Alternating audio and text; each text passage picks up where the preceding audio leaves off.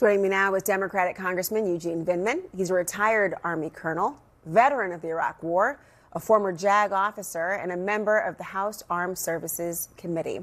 Congressman, thank you for joining us. I'm eager to hear your opinion here because before the ceasefire, there were some Republicans who appeared willing to join Democrats in voting to end this war. Do you think that this ceasefire has changed their minds? Look, the president's remarks this morning were outrageous. Threatening to end a civilization sounds more like Genghis Khan or Thanos than an American president. I never thought I would hear an American president say that. I think the president has forgotten that America can never be great if America is not good. And so those comments were completely outrageous, and I think rightly started to draw condemnation from Republicans. Why did the president do this? He did this because he didn't have a plan going into this conflict, and so he saw this as an escalation. I don't believe that the Iranians thought that he would follow through. And if you look at the 10-point plan, it is nearly a capitulation. It puts us in a much worse strategic position than we were when the conflict started. And so I think this whole thing, this whole conflict, a war of choice that the president started, has left the United States and the American people in a much weaker position, paying higher costs, and it's very unfortunate. Well, Congressman, I mean, Iran is claiming this ceasefire is a victory for them. Now, Trump is saying otherwise, and the United States, he says, has accomplished its military goals. Do you trust that this pause could actually lead to a deal? He says it's essentially a jumping off point for negotiations, maybe not the final say, and according to you, it'd be problematic if it were. But do you trust that this pause might lead to a deal that would be advantageous? Well, advantageous for the United States and America's allies, I am highly skeptical. Look, this is the conflict that involves the U.S., Israel, and Iran. And missiles have continued to fly tonight, even after the announcement. So, you know, even understanding that there may be a lag before the orders go out to units, I am not confident that Israel and Iran will not continue to trade missiles and strikes. And in any case, the strait, for all intents and purposes, if it opens, there is now a $2 million fee for boats transiting across the strait. That was not the case before this war started.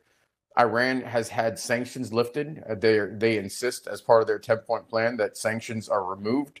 Oh, by the way, Russia has also had sanctions removed from its oil exports. And you know, the United States and Western allies, especially those in the Middle East, are in some ways left holding the bag. I think it's just a very unfortunate situation that the president has gotten us into.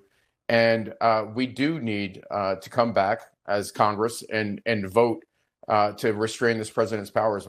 If there's one thing that we've learned from this conflict is that the president cannot be trusted to deal with these matters in a reasonable way. That he will either make outrageous threats that are unacceptable for a U.S. president, or negotiate in such a way that weakens the United States and weakens our allies. Well, you know, based in part of how you described it, you have dozens of House Democrats that have called for the president to be removed from office because of his threat to wipe out Iran. Either they're asking for an impeachment, and of course he has been successful in the past in part in that realm for very different reasons, or by the invocation of the 25th Amendment, which you know would require either a voluntary decision to delegate his power or the vice president and a majority of his cabinet to agree to do so. Many believe that would be unlikely. So do you think that impeachment or some other effort to remove him is even worthwhile to pursue, or is it symbolic? Well, look, obviously the president has not followed through on his threat to wipe out the Iranian civilization. Neither has he followed through on his threats against Iranian infrastructure, the destruction of which, if it was purely civilian, would constitute a war crime.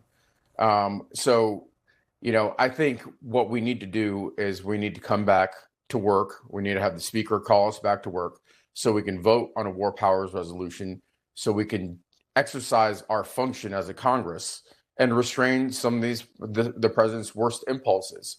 He cannot be trusted to lead this country in wartime. He's frankly not very good at his job. He's negotiating away elements that no president has in the past, allowing Iran to control the Strait of Hormuz. And oh, by the way, there's no mention whatsoever in the 10-point plan on Iranian nuclear program and the highly enriched uranium. So we're in a much worse position than we were just 40 or so days ago before this conflict started. Congressman Eugene Vindman, thank you for joining.